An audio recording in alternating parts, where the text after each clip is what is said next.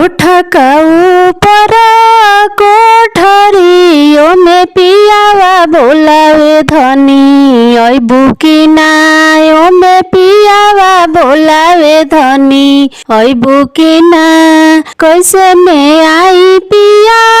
कोठरी round mummy जागल बारी की ना राउड चाची जागल बारी की ना राउड भाभी जागल बारी की ना राउड दीदी जागल बारी की ना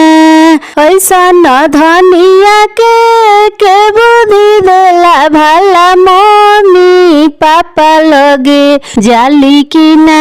भाला चाची चाचा लगे जाली की ना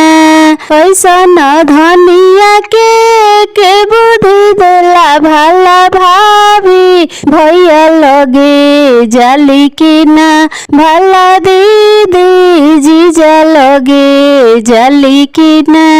कोठा का ऊपर कोठरी में पियावा बोलावे धनी अइबू की ना ओ में पियावा बोलावे धनी अइबू की ना।